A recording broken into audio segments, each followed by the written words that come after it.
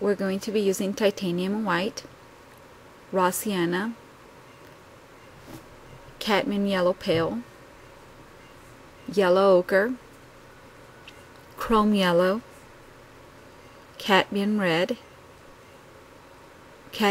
light, permanent rose, cadmium red deep, alizarin crimson, dioxazine purple, French ultramarine blue, phthalo blue, cobalt blue, sap green, phthalo green, raw umber, and burnt sienna.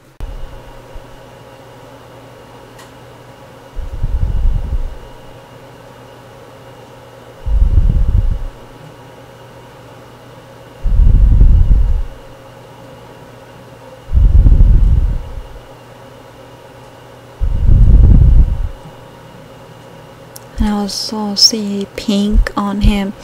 I really like the color combination with the cat red and the permanent rose with a little bit of yellow ochre. I think it gives me a very beautiful natural pink combination.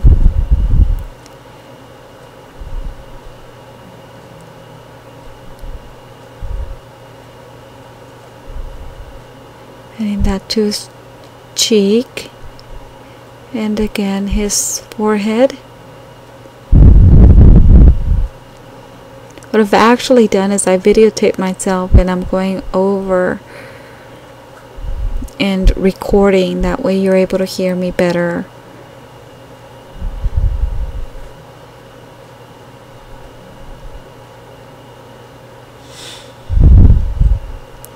Adding more blush color on his cheeks.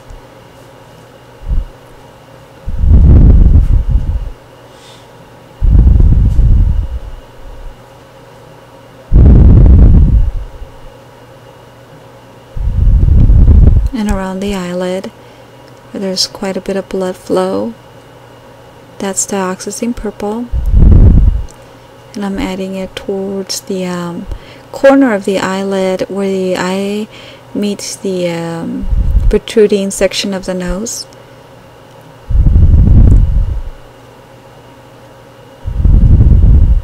French ultramarine blue with a little bit of dioxazine purple on the permanent rose mixture. It's got a little bit of a shadow right there, and it appears to be somewhat of a cool shadow.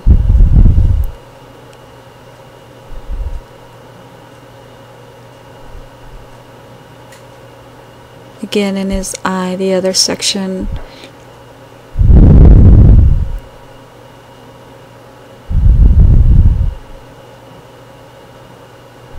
This little cheek.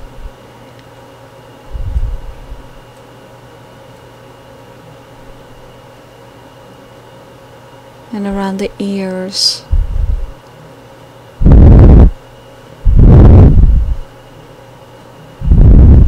Titanium white. A little bit of burnt sienna. Yellow ochre.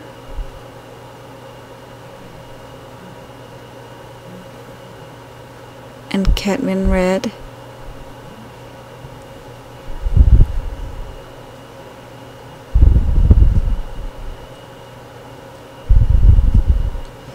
See, I see some yellow mixed with red on him.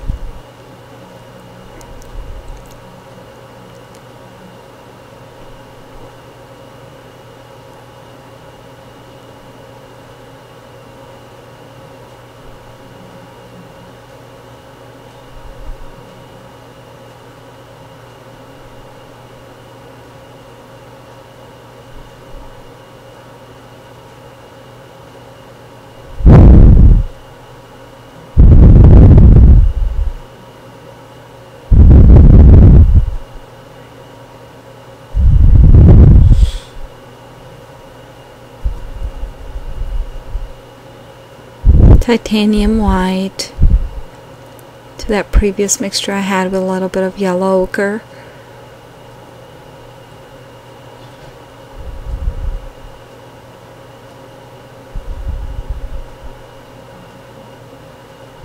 And wherever I'm seeing a little bit of highlight, that's where I'm adding it. I never add pure white highlight because that'll give you a chalk effect, and we don't have chalk effect highlights.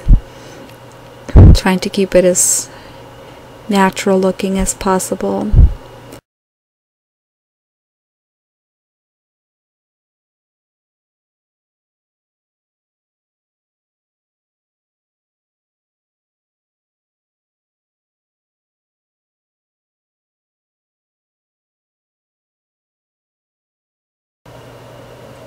The wonderful thing about oil paints is that you can always go back and cover things in case you make any errors. That's why I like oil painting. At first I was very intimidated and afraid I was going to ruin everything, but my best advice to you, for those of you who want to get started oil painting, just go ahead and do it. You can always remove it with turpentine or cover up the canvas with the white acrylic paint. That was burnt sienna that I had with some phthalo green, because he's got green shadows. The light, whatever dim light there is bouncing off the seafoam green quilt onto his face.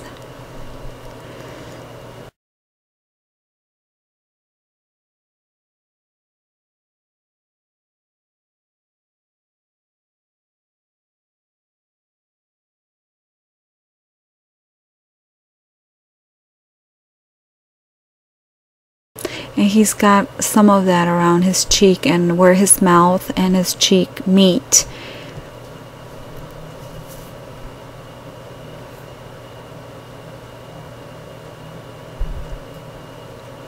Be very careful that it doesn't look like a beard on a baby.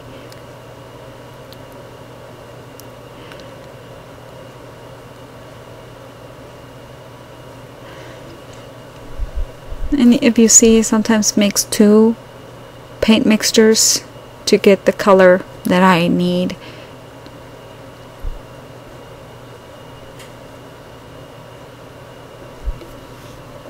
At this point I'm pretty much adding the highlights or the lighted areas on him.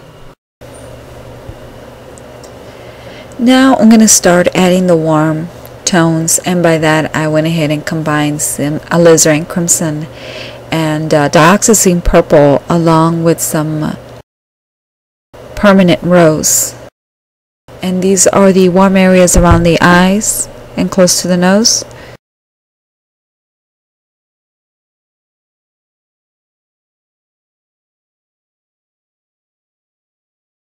I'm adding some French ultramarine blue and going around the nose area because it is a warm area. We are adding warm colors.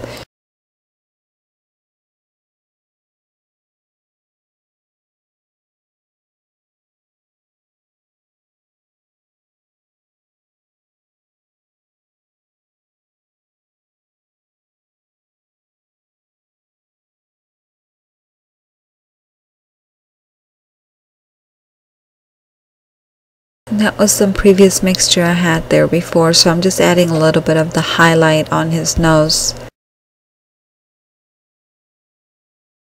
And it's actually not a highlight, it's more of a mid-tone with the skin color that I'm adding.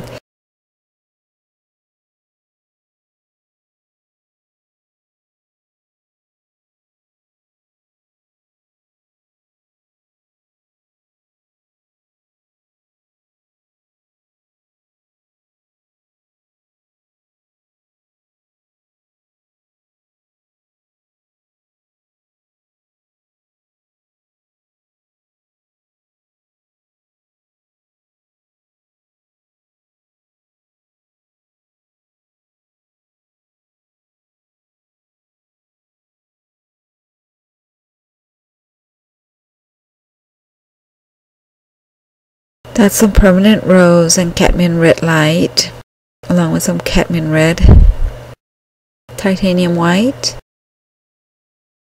And I had added a tiny bit of yellow ochre by doing the bottom lip.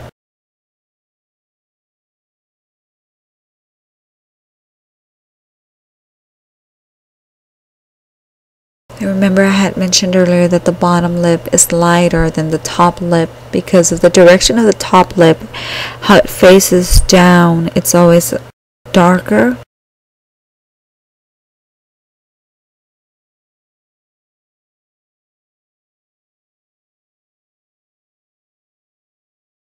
That was some of my burnt sienna mixture that I had earlier, and now of course I'm going back to the phthalo blue and dioxazine purple mixture. And of course I had a little bit of a permanent rose in there.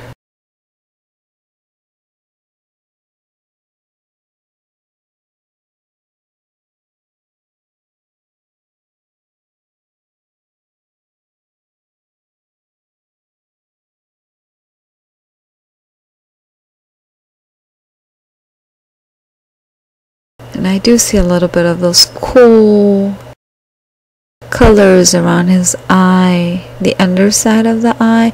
I see some warm and some cool. Sometimes you'll see some warm, cool, warm, or it's almost like a layer. The bottom layer is warm, the top layer is cool, then it goes back to being warm, and that's what's going on in his eye area. So that's more yellow ochre, permanent rose,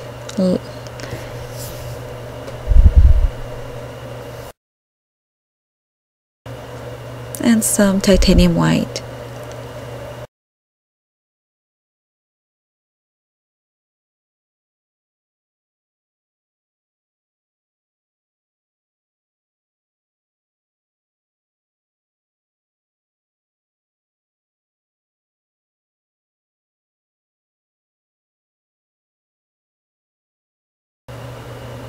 As you see, I'm spraying those colors wherever I see them.